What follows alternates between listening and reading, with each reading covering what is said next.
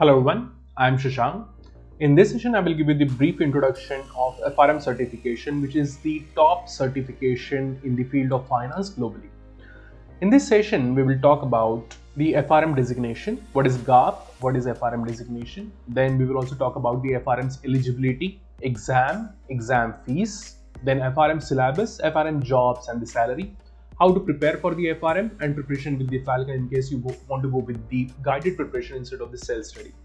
So let's first start about my introduction. I'm Shashank Pandey. I'm certified FRM. I have teaching experience of 4 years.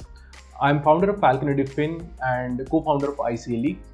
In Falcon Edufin, we provide the training for the international courses like the FRM, CFA, and the programming classes for the R and Python, which are dedicated to finance. Okay, so the combination of R and finance and Python and finance.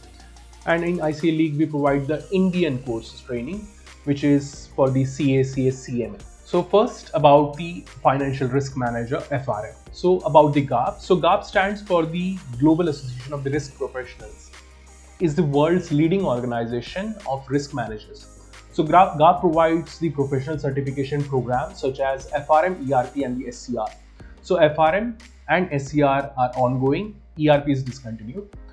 Now about the FRM designation, as per the GAP's website, FRM is the global standard for the financial risk recognized by every major market.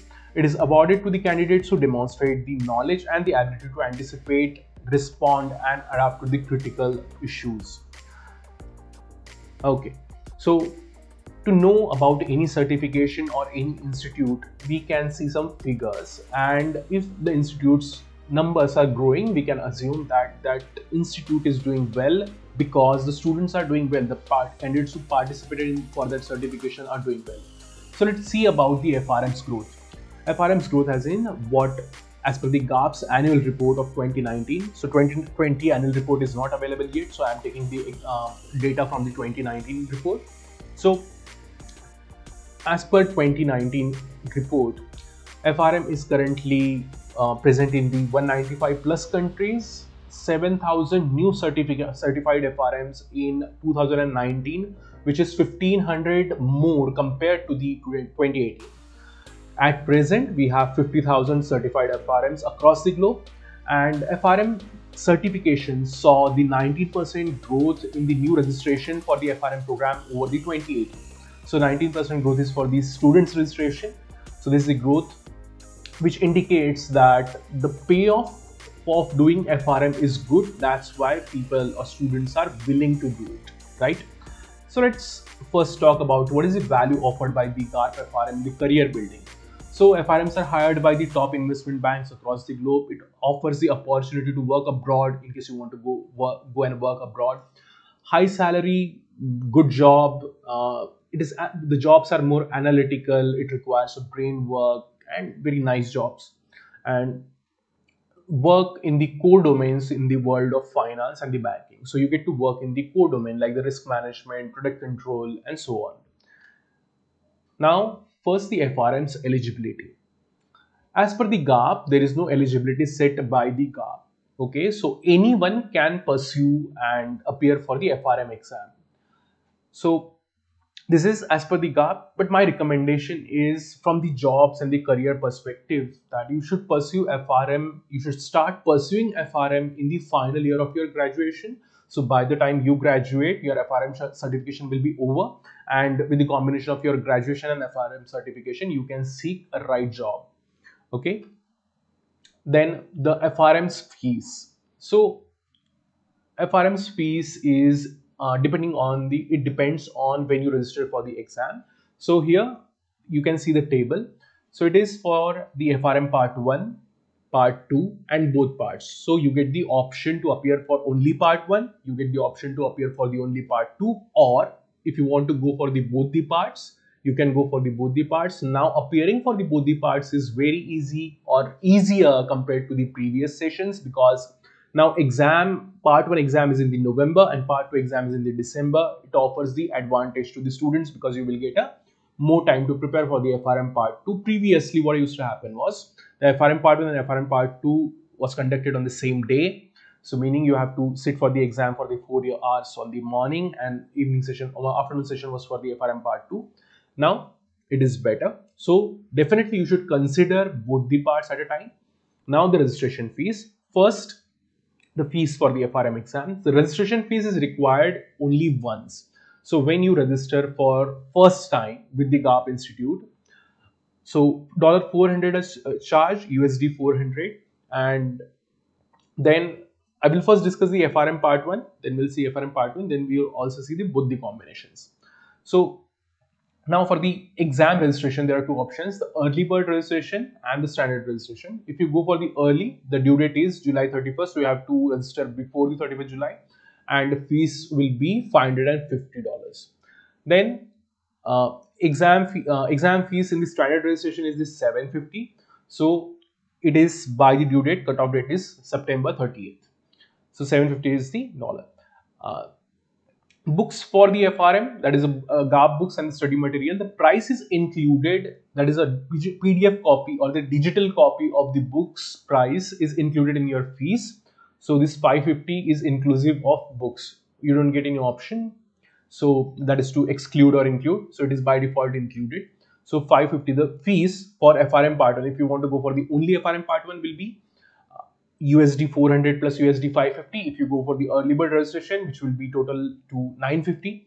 And then the second option is go for the standard registration, which is USD 400 plus USD 750, which will be equivalent to 1150.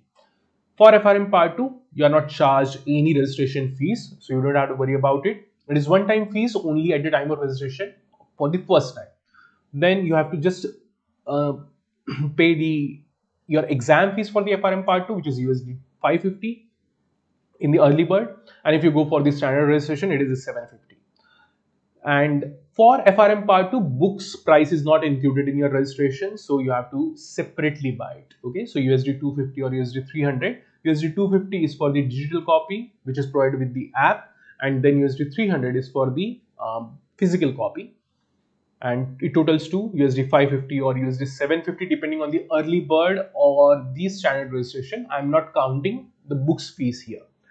Now if you want to go for the both the parts, then USD 400 again registration fees, then USD 1100 if you go for the early registration, and then USD 1500 if you want to go for the late registration, that is standard registration. So fees will be 1500 or 1900 depending upon when you register for it. You can keep this screenshot of this table for you, it will be handy for you. Next is the FRM part 1's curriculum and the exam pattern and the subjects covered in it. So we have first the 100 question exam for the FRM part 1. So total 100 questions for a CBT exam. CBT is the computer based testing. So this is online, not online, it's a computer based exam. So you will be answering on the computer. And exam for the exam month is in November 21. Now November 21 as in it is for the 21 session, 2021. For 2021 the month is November. We don't know about what is going to happen in the 2022. Maybe there will be change in dates or whatever. So for now we have November 21. Remember this. Okay. So this is the exam month. You have to schedule your exam. So after registration, you will decide specifically what date you want to choose. So you will be provided with the different dates. You can choose your favorite date. And then you have to select a location. So location and date you have to select after the registration. And month will be November, but date might vary. Okay. So in FRM part 1, we have 4 subjects. The first subject is the foundations of risk management. Second is the quantitative analysis, then financial markets and products, and the valuation of risk models, valuation and the risk models. In first book, foundations of risk management, we have 11 topics, 20 questions will show up from this book in the exam. Then quantitative analysis, we have 13 topics, which is quantitative analysis is the mathematical subject, kind of a statistics and a mathematics combination. So if you are wondering, do you need mathematics? No. Do you need statistics, which is application of mathematics? Yes. Okay. So number of topics 13, number of questions in the exam 20. Financial markets and products, number of topics 20, number of questions in the exam, it gets a 30% weightage. So first two subjects are the 20%, so 20 questions, and third and fourth gets the 30% weightage, so 30 questions. In valuation and risk models, number of topics are 16. So and the number of questions is 30. Okay, so this is about the FRM part 1. In FRM part 2, you have 6 subjects: market risk, credit risk, operational risk, liquidity and treasury, investment risk, and the current issues. So in market risk, we have overall 16 topics, then 16 questions in the exam, 20 topics in the credit risk, 16 questions in the exam, operational risk, 26 topics in the curriculum, and 16 questions in the exam. In liquidity, you have 19 topics and 12 questions in the exam. Then in investment risk, you have 10 topics and 12 questions in the exam, and current issues, 10 topics and 8 questions in the exam. FRM part 2 is different. In FRM part 2, you get 80 questions. Some questions are case study based. Unlike FRM part 1, in FRM part 1, you generally don't get any case study based questions. In FRM part 2, you will also get some case study based questions. It is not all case study based, it is some case study based. Then it is 4-hour exam. Exam month is December. Remember, for FRM part 1, it was November for 2021 session, and for FRM part 2, it is a December. Okay. Then we have passing percentage.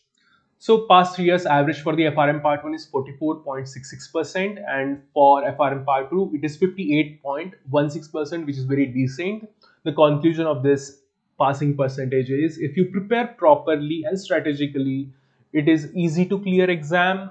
So make sure you have a foolproof strategy to clear the exam.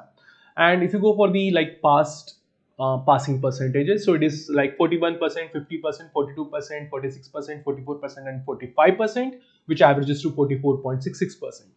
And for FRM part 2, it is a bit increasing trend. Okay, so you can see 53%, 56%, 60, then 59, 62, and 59. So from 53, it reached to 59%. So here you will see October and November exams. So in 2020, there were 2 exams, October and November. So May exam was deferred. That's why you will see the October and November. Next is the jobs offered after you become FRM. Okay. So first, in the private company, so you can get a job in the investment bank like ICBC, HSBC, KPMG, Credit Suisse, PwC. These are not the necessarily the investment banks. So the companies, the private companies. Then PwC, JP Morgan Chase, Citigroup, and Bank of America. So major job for the FRMs is in the banks, investment banks. Okay.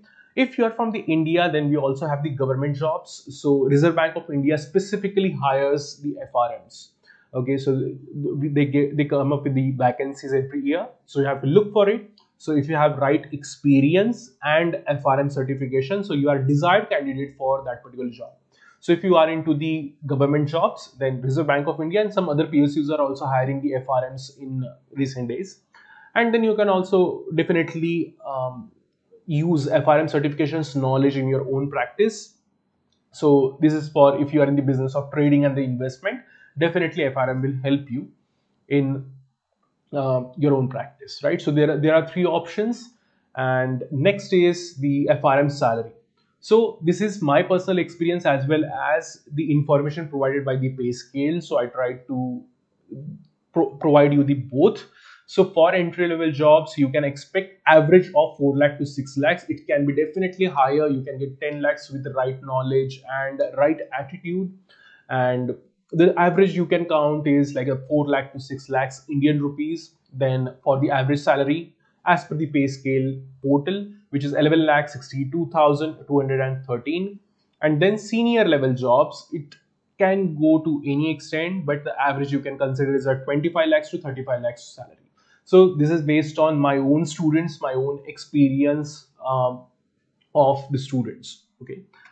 Next is how to prepare for the FRM. So always remember, when you are preparing for the FRM, first thing and the most important thing is the conceptual clarity. So make sure while you are preparing for the FRM, you get the enough conceptual clarity. You don't need to dive deep. You don't need to do the research on the subject. But whatever is given there, you need to know about that particular point or the concept.